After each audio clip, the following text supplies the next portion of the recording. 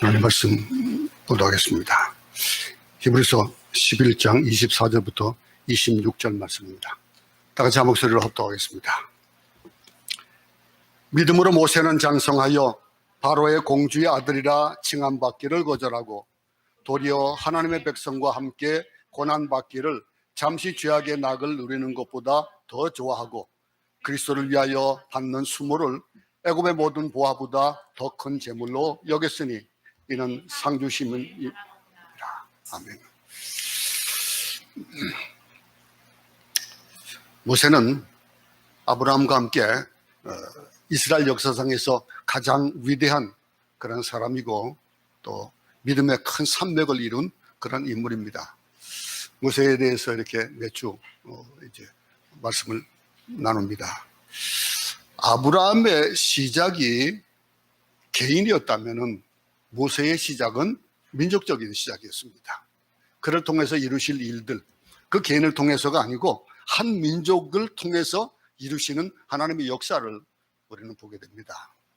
이 성경은 이 아브라함과 이 모세를 하나님의 사람이고 하나님의 친구로 소개하는데 오늘 우리가 돌아볼 이 모세의 생애는 120년 생애입니다. 그 120년 생애가 정말로 실로 대하드라마입니다.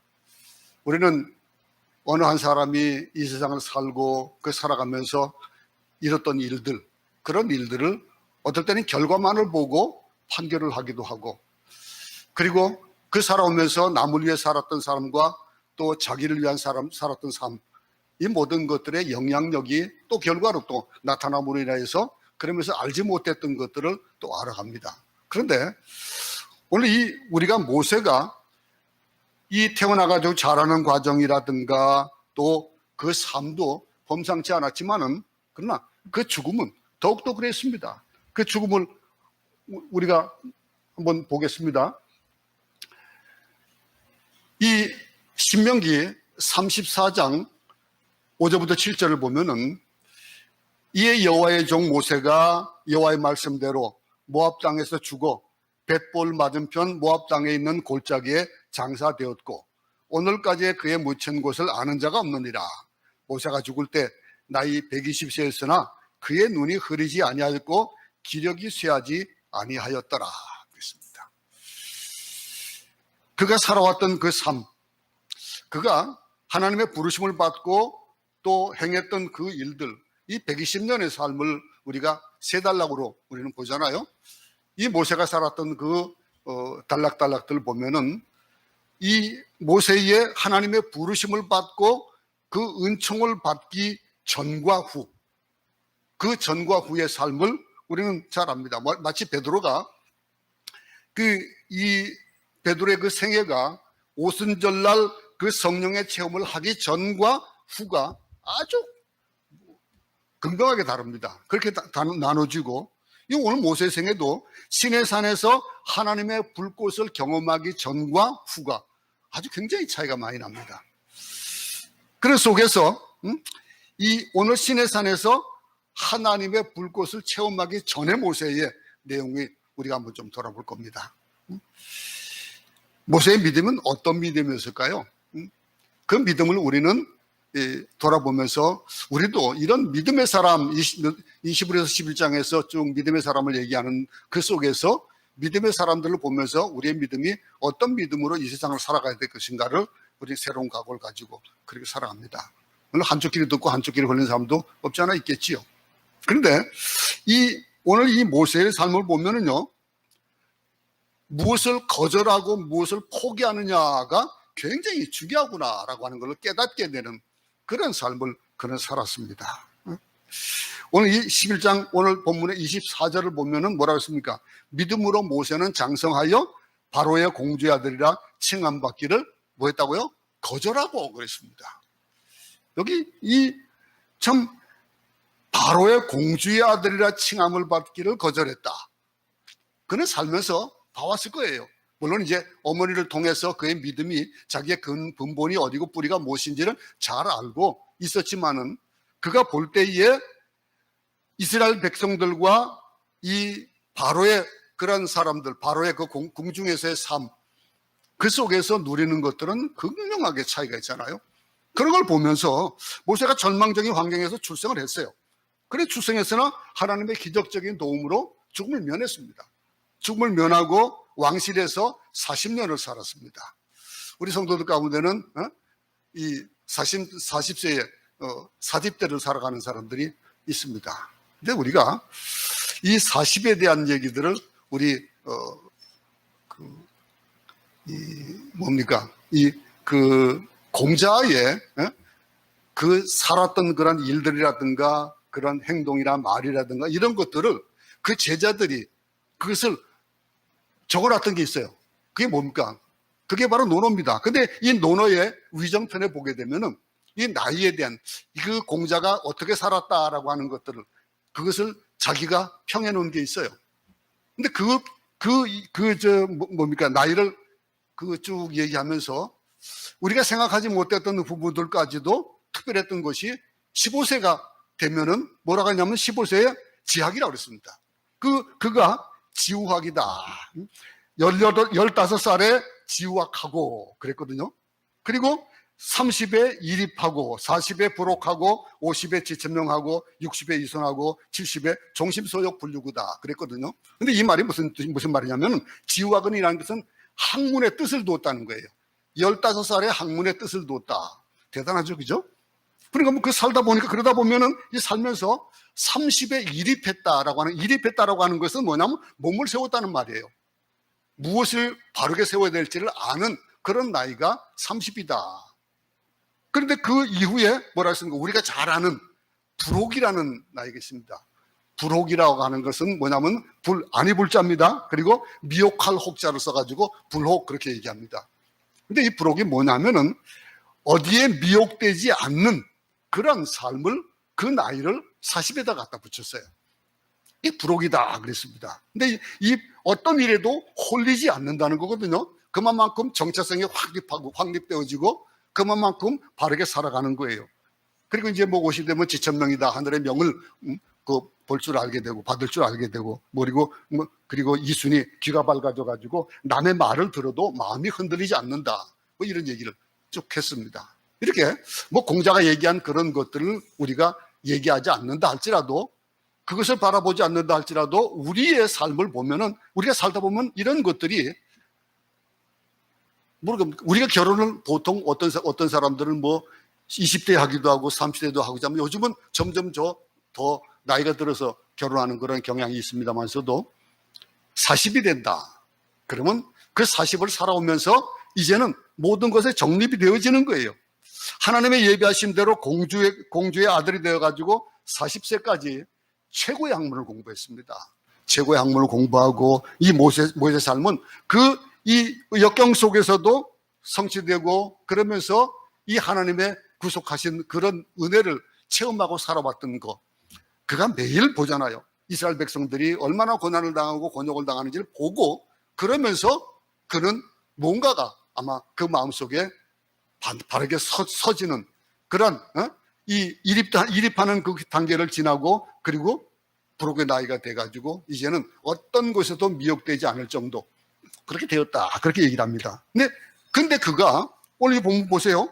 모세의 나이 40세에 그는 공주의 아들이라 칭함을 거절했다 그랬습니다. 거절했다. 나이 40이 되면은 성공과 명예와 재물이 확립이 되어지는 그런 나이예요. 무엇이 바른지도 알고 어떻게 살아야 돼. 근데 요즘 뭐 부록이 되건 뭐 어떻게 되든 이 나이가 어떤 사람 보면은 나이가 많이 들어도 맨날 나이 든 것 같지 않고 어린아이 같은 그런 사람들이 없지 않아 많이 있습니다. 근데 모세는 왕자로서 이 모든 것을 다 소유하고 또 무한한 그런 가능성이 있는 그런 환경 우리는 그런 얘기를 합니다. 금수저, 은수저 뭐 이런 얘기를 하면서 내가 이렇게 태어났으면 라고 하는 그런 생각을 많이 하죠. 그런데 이 모세는 어땠습니까? 이 미혹되어지는 것에서도 미혹을 받지 않고 무엇인지 마음대로 자신의 뜻을 펼칠 수 있는 그 자리를 포기했다는 거예요. 거절하고, 그러면서 공주 아들로서 모든 것을 누릴 수 있는 그런 지위를 포기했다는 것. 모세가 오늘 우리에게 보여주는 그 믿음이 그런 믿음이었습니다.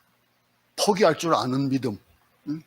우리는 신앙 가지고, 믿음을 가지고 어떤 것들을, 그 사물을 보면서 우리가 손에 잡히는 것을 놓기 싫어 가지고, 이 믿음이 좋은 거 알아요. 중요한 거 알아요. 믿음의 삶을 살아야 되는 거 아는데, 그것보다도 내 현재에 먹고 사는 것에 더 급급하고, 내가 손에 잡는 것, 쥐어잡는 것, 그런 것이 더 급급한 그런 삶을 살아갑니다. 물론 이 모세가 40살을 살았다 그러면은 요즘 미운정, 고운정 뭐 이래가면서 또 기른정, 나은정 이런 걸 따지잖아요. 그러면은 많은 사람들이 나은정을 택하지 않고 기른정을 택하는 그런 세상에, 그런 인간들의 그런 판단 기준들을 봅니다. 그런데 그렇게 본다면은 이 모세는 40년 동안 길러준 이 애굽 공주의 그 정을 아마 무시할 수 없었을 겁니다. 물론 그에게는 아주 좋은 그런 그 선생이 있었고 그 유모가 있었습니다. 근데 이 기른정마저 끊어내는 결단을 할 수 있었던 그 믿음이 무엇이냐 이거예요. 당대 최고의 학문 아닙니까? 애굽이라면은. 지금도 애굽의 그런 문명, 문화, 이집트의 문화 이런 것들 보면은 지금 우리가 깜짝 놀랄만한 것들이 얼마나 많은지 지난 시간에도 우리가 얘기를 나눴습니다. 그런데 당대 최고의 학문인 애굽의 모든 학문을 다 배우고 왕자의 특권을 가지게 되었고, 그리고 말과 행사에 있어서도 완벽한 그런 신사가 되었습니다. 지금 그런 입장에서 그런 명예라든가 부라든가 성공이나 권력, 애정 이런 것들이 중요하지 않아서 끊었겠습니까? 중요하지 않아요. 그걸 끊고 나면 어떤 일들이 벌어질지도 알아요. 근데 많은 사람들이 아니요 그럴 때 아니요 그러지를 못하는 그런 환경들 참 많습니다. 그런 속에서 우리가 무엇을 보냐? 모세를 봅니다. 그에게는 그런 것보다도 자기의 민족과 또 하나님이 자기에게 어떤 분인가라고 하는 것들을 확고하게 정립을 했다는 거예요. 그리고 그러면서 이 결정적인 순간들에 어떤 것을 포기할 것이냐, 어떤 것을 선택할 것이냐라고 하는 것들을 잘 알았다는 거예요. 우리는 어떻습니까? 지금 믿음의 삶을 사는 것과 또 그 삶을 넘어서 이 세상의 삶을 사는 것, 그것이 어디에다 더 중점을 두고 있는지를 한번 돌이켜볼 수 있기 바랍니다. 우리가 보는 이 믿음, 이 세상 가치를 포기하고 그리고 눈앞에 있는 성공을 바라는 그런 힘, 그리고 믿음은요 하나님이 주신 최고 가치고 세상의 눈으로 보면 어쩌면 하찮게 보일 수 있는 그런 것일 수도 있어요. 내 믿음이 무엇인가 한번 돌이켜볼 수 있기 바랍니다. 우리가 이런 믿음을 보일 때 하나님의 복을 주신다라고 하는 거, 물론 우리 성경 구절을 안 봐도 잘 알 수 있는 겁니다. 이 마태복음 6장 33절에 뭐라 했습니까? 우리가 추구해야 될 것이 뭡니까? 너희는 먼저 그의 나라와 그의 의를 구하라. 그러면 이 모든 것이 너에게 있으리라 했습니다. 우리가 추구해야 될 것들이 무엇인지는 말씀을 통해서도 잘 알아요. 근데 그런 속에서 우리가 왕자가 누릴 수 있는 모든 것들을 거절하고 포기한 결과가 냉혹하다는 건 그건 잘 알죠. 누가 봐도 잘 아는 거예요. 모세는 누구보다도 여실히 체험했을 겁니다. 이스라엘 백성들이 그렇게 혹독한 그런 고난 속에서 살아가는 걸 봤기 때문에 이 거절한 내 거를 어떻게 됐습니까? 40년 동안 광야에서 유리한 삶을 살아야 됐어요. 광야에 버려진 생애, 잊혀진 생애, 아무도 기억해 주지 않는 절망의 시절을 그는 보냈습니다. 근데 그 모든 것들, 선택과 축복은요, 거기에 포기와 거절이 동반된다는 것을 사람들이 잘 몰라요. 이 선택과 포기하는 것, 거절하는 것, 이런 것들이 없이 축복은 오지 않습니다. 무엇인가 얻기 위해서는 거기에 따르는 노력이 따르게 되는 거예요. 육체와 세상을 포기하지 않고 어떻게 영생과 천국을 맛볼 수 있겠습니까? 또 마귀를 쫓아내지 않고 어떻게 우리 속에 성령님께서 내주할 수 있겠습니까? 지옥과 천국을 동시에 선택할 수 없잖아요. 우리가 살아가면서 천국을 선택하면 지옥을 버려야 되는 거 당연한 거잖아요. 영생을 선택했다면 순간은 버려야 되고, 믿음을 선택했다면 세상 욕망을 포기해야 된다라고 하는 거. 그 이론적인 거 참 잘 알아요. 그죠? 근데 양쪽 다 가질 수는 없잖아요. 성경은요, 한 사람이 두 주인을 섬길 수 없다고 그랬습니다. 이 말은 무슨 얘기합니까? 재물과 하나님을 겸해서 섬길 수 없다라고 마태복음 6장에서 얘기를 했어요. 근데 우리는 둘 다 놓기 싫어요. 둘 다 놓기 싫어요. 꽤 많은 현대인들은요, 돈도 얻고 믿음도 얻기를 원합니다. 명예도 얻고 신앙도 얻기를 원하기 때문에 그 삶에 갈등이 있는 거예요. 우리의 삶은 어떤 갈등이 있습니까? 그 갈등에 대한 것들을 한번 우리가 봅시다. 물은 내게 오는 자가 자기 부모와 처자와 형제와 자녀와 더욱이 자기 목숨까지 미워하지 아니하면 능히 내 제자가 되지 못하고, 누구든지 자기 십자가를 지고 나를 따르지 않는 자도 능히 내 제자가 되지 못하리라. 이 말씀은 생명이 덜 중요하다는 건 아니에요. 생명이 중요하죠. 근데 하나님이 이 모든 것보다도 더 중요하다라고 얘기하는 겁니다. 이 믿음이에요. 자신보다도 하나님이 더 중요함을 깨달을 때 우리 안에 믿음이 싸게 시작되어지고, 믿음의 사람은요, 무엇을 하든지 하나님을 먼저 생각하는 거예요. 하나님을 생각하면 거절해야 될 때 거절할 수 있습니다. 무엇을 중요하게 여기느냐라고 하는 거, 우리 우스갯소리로 무엇이 중요한디 뭐 그런 얘기가 있잖아요. 뭐 그런, 우리 살면서 그런 중요한 것을 중요하다고 여기지 못하고 살면서 당하는 어려움들이 얼마나 많은지 몰라요. 근데 하나님을 생각하면은요, 거절할 때 거절할 수 있어야 되는 거예요. 포기해야 될 때 포기할 수 있는 거예요. 그만둬야 될 때 그만두지 못하고, 거절할 때 거절하지 못하면은 나중에는 비참한 결과를 맞이하게 되는 겁니다. 모세가 공주의 아들이라는 것, 그 신분을 포기해야 될 때 포기할 수 있었던 것은 그 뭐입니까? 기도와 신앙의 덕분이었을 겁니다.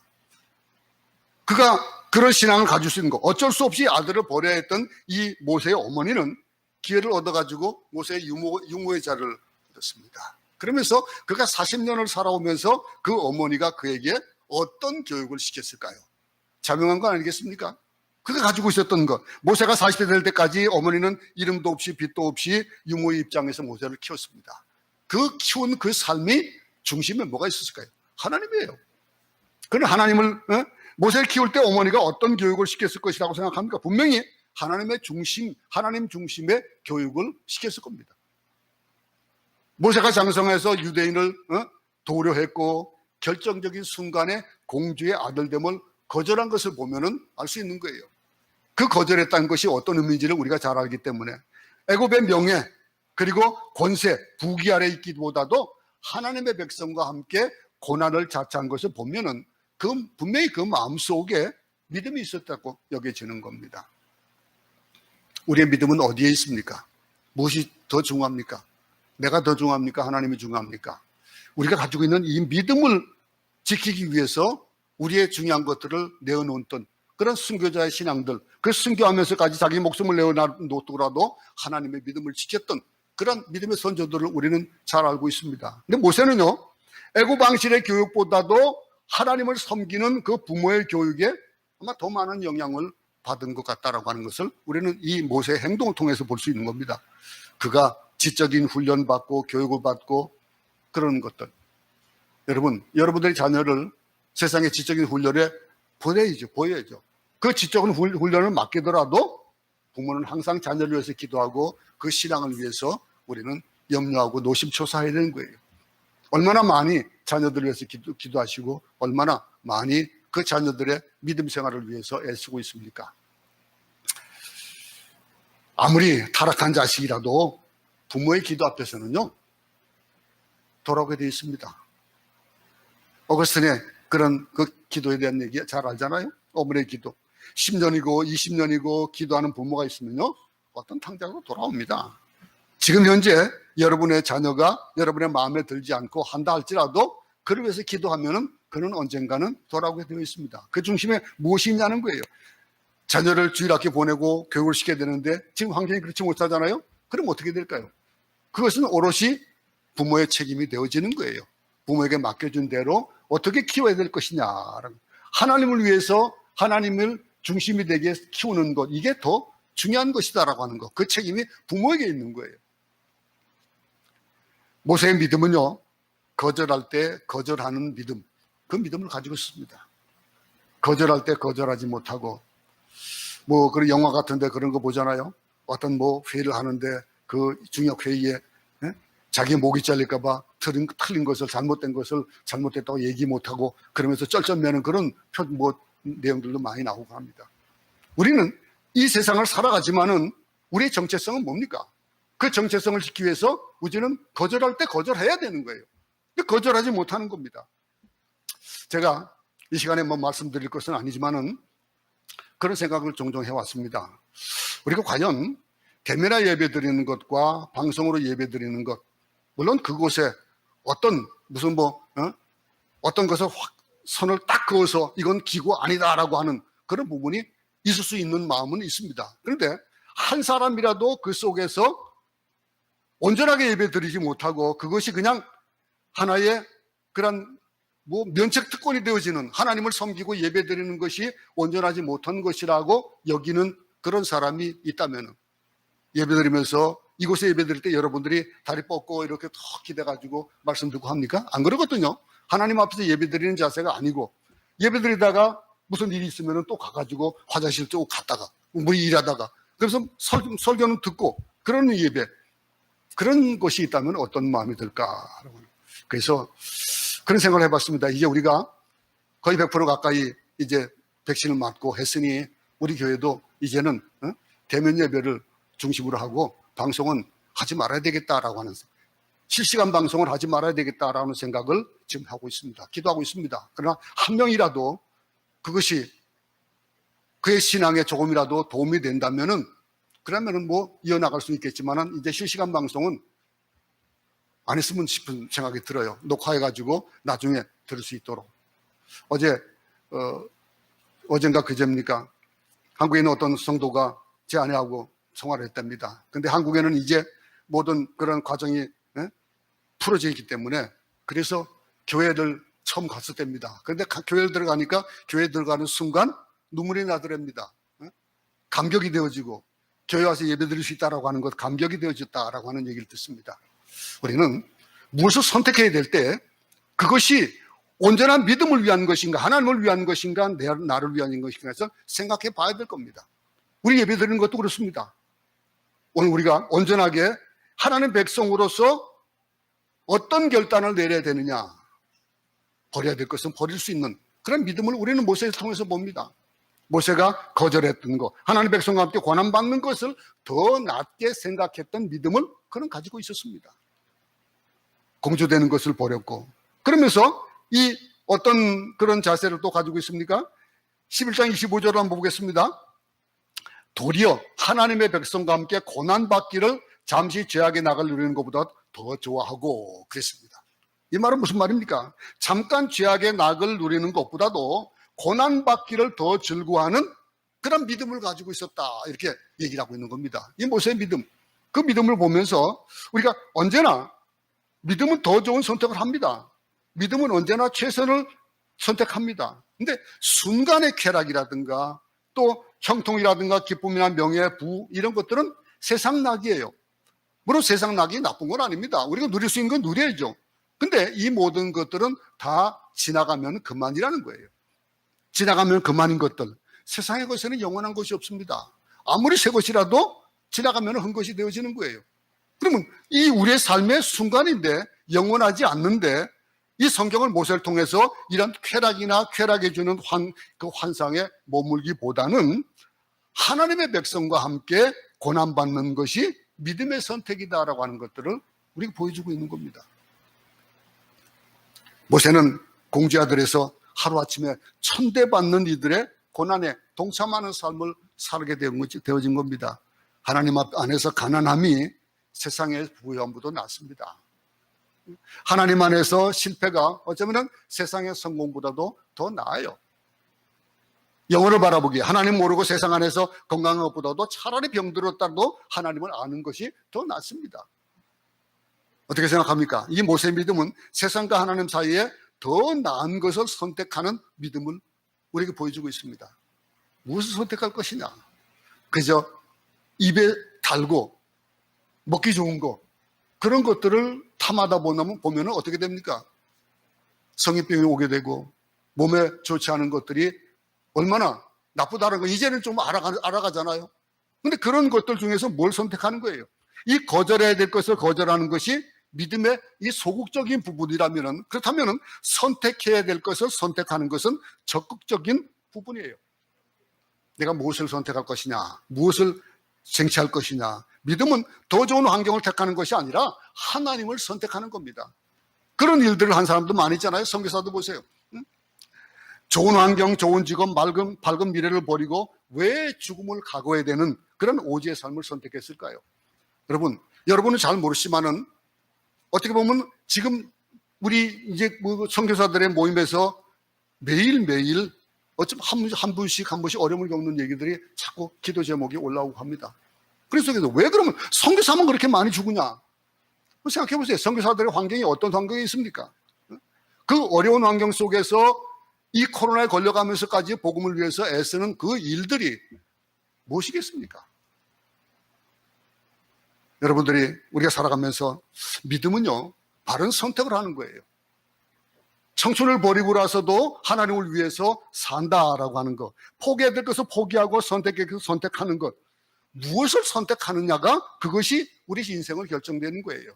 우리 신앙이, 우리 믿음이 무엇을 선택하느냐 결정되어지면은 우리의 삶에, 우리의 인생의 모든 것들이 다 결정되어지는 거예요. 무엇을 선택하고 살아가느냐, 우리 인생을 결정한다면은 그러면 우리가 무엇을 바라보겠습니까? 하나님을 바라보겠습니까? 세상을 바라보겠습니까? 하나님이 기뻐하시는 것을 선택하는 것은 어떤 것일까요? 그 믿음을 우리는 가질 수 있기 바랍니다. 이어서 시편 37편 4절을 보겠습니다. 또 여호와를 기뻐하라. 그가 내 마음의 소원을 내게 이루어 주시리라. 여러분, 우리가 선택할 때 하나님의 뜻을 따라서 선택해야 되겠죠. 그 선택하는 것을 결정하는 것이 내 생각에 옳은 대로 선택하면은 잘못 선택할 수 있을 겁니다. 그런데 하나님이 선하시고 온전하시고 기뻐하시는 뜻이 무엇이냐, 이걸 분별할 줄 안다면은, 분별하고 그것을 알아서 제대로 분별하라라고 로마서 12장 2절에서 말하고 있잖아요. 무엇을 선별하느냐, 이게. 성경에서 말씀하시는 거, 하나님이 선하시고 온전하시고 기뻐하시는 뜻이 무엇이냐. 우리의 삶은요, 순간순간이 선택입니다. 여러분의 삶에서, 우리 가정에서 평범하게 그냥 하루에 밥을 먹는 거, 직장인들이 그런 걱정을 제일 많이 한대죠. 오늘 점심은 뭐 먹지? 네? 뭐 할까? 라고 하는 거. 무슨 옷을 오늘 입지? 라고 하는 것에서부터 여러 가지 선택해야 될 것들이 참 많아요. 그런데 하나님의 뜻에 합당한 선택을 하려면 어떻게 해야 될까요? 그분의 뜻을 알아야 되잖아요. 그분의 뜻을 알아야 되는 거예요. 여러분의 아내나 여러분의 남편이나 여러분의 자녀가 부모나 무엇을 좋아하는지 알아야 거기에 맞춰줄 수가 있잖아요. 근데 모르고 아무리 해보면 어떻습니까? 제 아내가 아파가지고 누워있을 때가 있었습니다. 그런데 제가 무엇을 해야 될지 모르겠어요. 뭘 먹지 못하는데. 그러니까 그래도 제일 먼저 생각하는 게 내가 좋아하는 것이 먼저 생각되어지잖아요. 무엇을 먹으면 그래도 기운이 날까?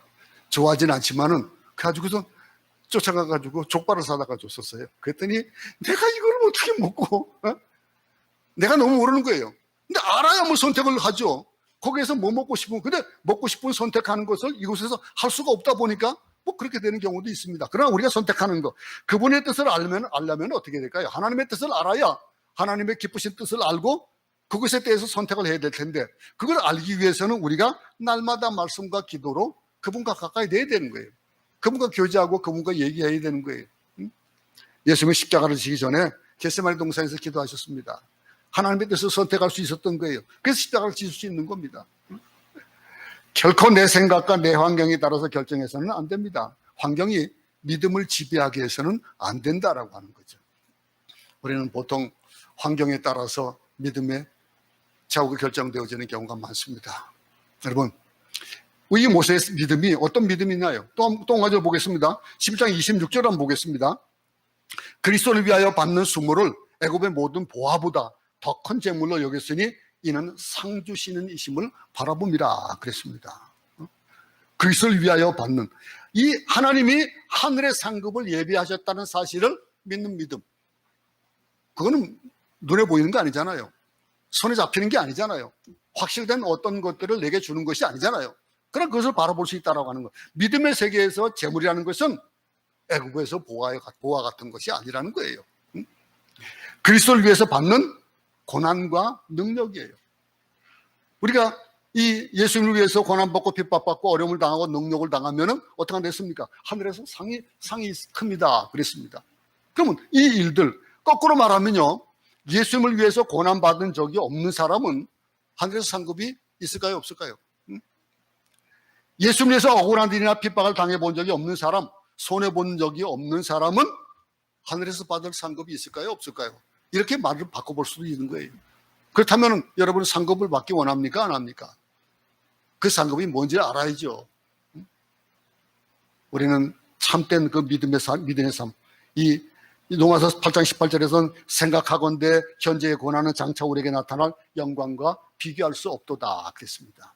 현재의 고난, 그것을 어디에 비교하고 있습니까? 장차 우리에게 나타날 영광과 비교한다 그랬습니다. 그 비교할 수 없다고 그랬습니다. 그리스도인은 진리 때문에 반항한 것이 아니라 진리 때문에 당하는 사람들이에요. 천국의 보화는요, 그리스도를 위해서 당하는 어쩌면 고난이에요. 천국의 보화예요. 천국의 보화는 핍박 그 자체입니다. 성경이 이것을 뭐라고 얘기했습니까? 상급이다 이렇게 표현하고 있습니다. 모세는 고난이 재물일 수 있고 이 핍박이 재물이나 보호할 수 있다라고 하는 이런 부분들에 대한 것들을 한번 여러분 정립을 해볼 수 있기 바랍니다. 천국의 보화가 핍박이가 어떻게 핍박이 보화가 될 수 있냐?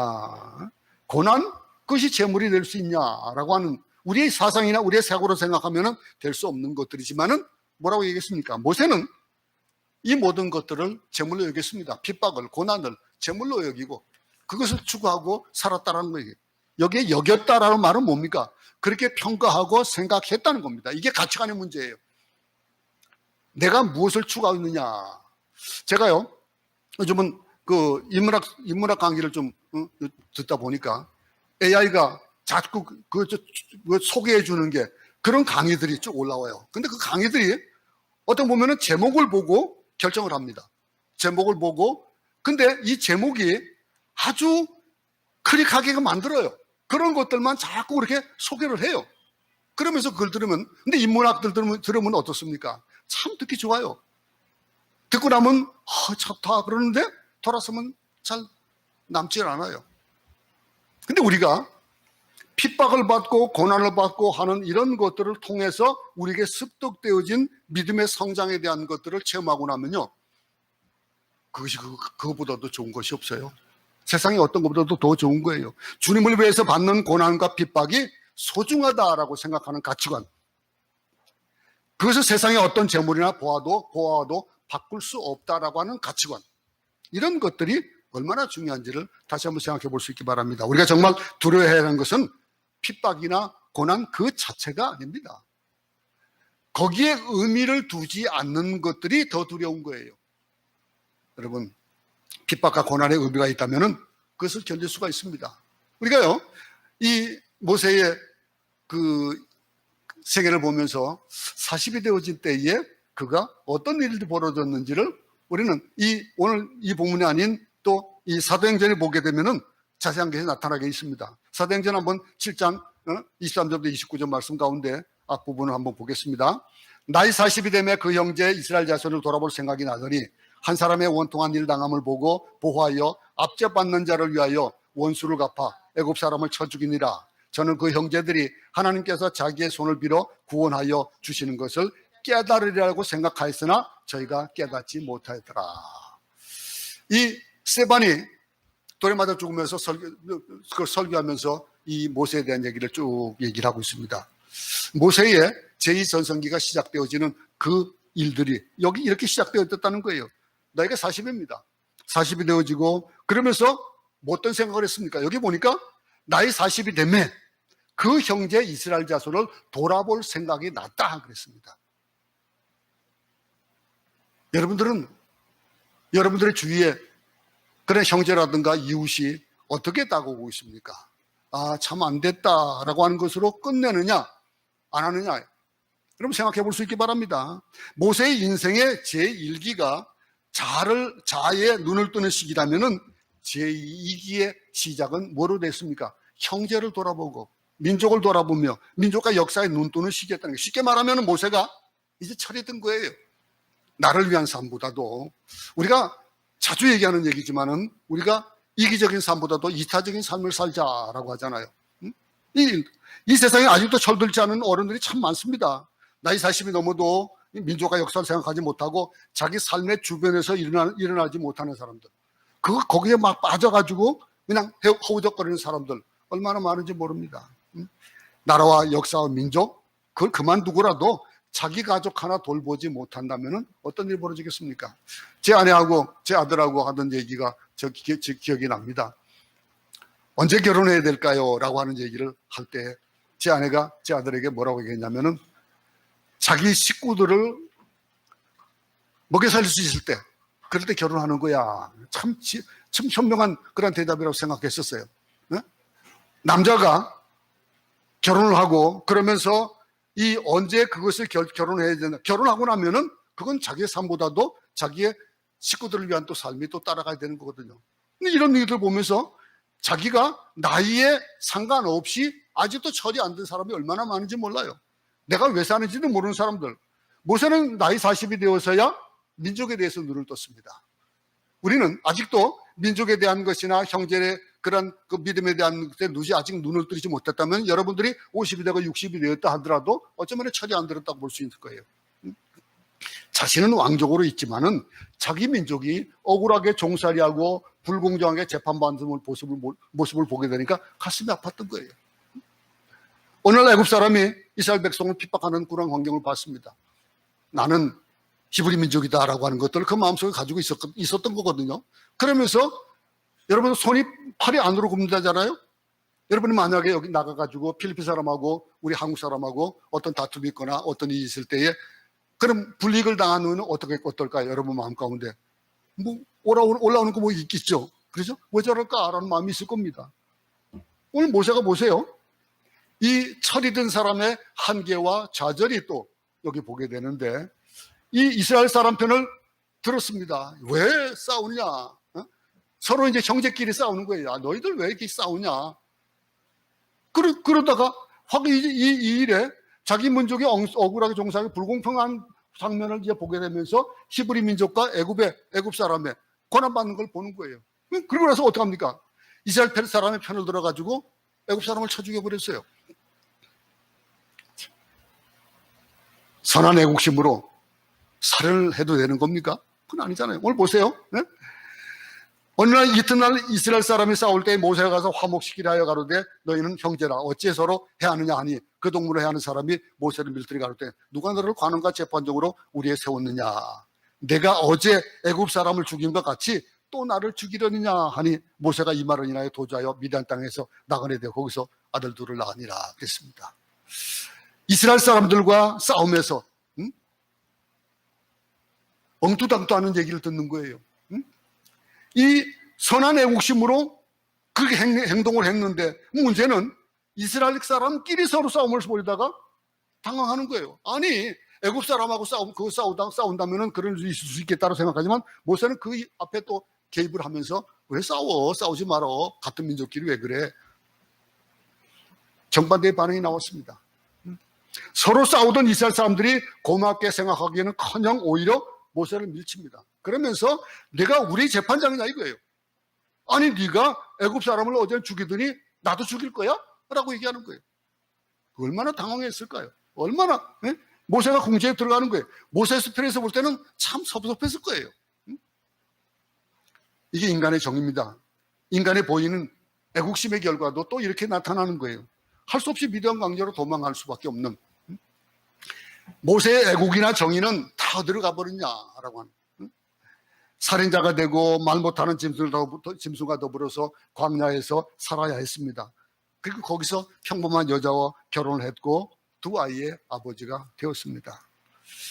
일생 중 40살까지 살아가던 그 삶, 그런 40살에서 또 80살까지는 어떤 삶일까요? 한창 일할 나이 아니에요?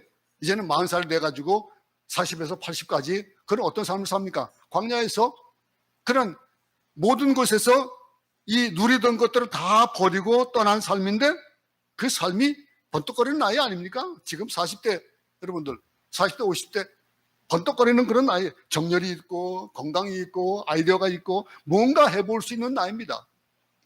그런데 그런 일을 할 때에 근데 하나님은요 그런 일들을 어떨 때는 다 꺾어버릴 때가 있어요.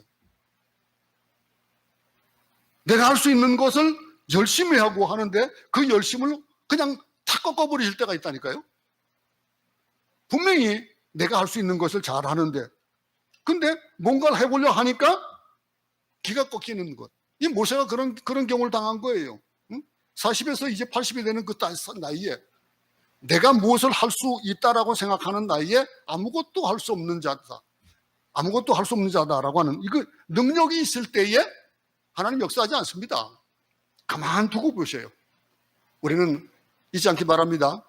지금 내가 무엇을 할 수 있다고 여길 때에 그때가 하나님을 바라봐야 됩니다.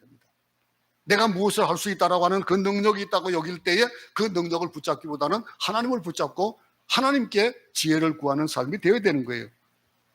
내가 아무것도 할 수 없습니다라고 무능하다고 여길 때 하나님은 역사하시는 거예요. 모세를 보세요. 내가 뭔가를 할 수 있다라고 자부심을 가질 때, 돈이 있을 때 하나님은 역사하지 않습니다. 착각하지 않기 바랍니다. 이게 하나님의 방법이에요. 하나님의 방법은 우리가 무엇을 있다라고 할 때에 네 손에 있는 것도 그건 내 거야 라고 하실 때가 있다는 거예요. 하나님의 능력이 없어서 우리의 돈과 재능, 지혜를 탐낼까요? 그게 아니거든요. 하나님 모세가 완전히 꼬꾸라질 때까지 글을 쓰시지 않았습니다. 40년을 그렇게 살게 하셨어요. 여러분, 내가 보이고 절대자가 보이냐? 그러면 그때 주변이 보이게 될 겁니다.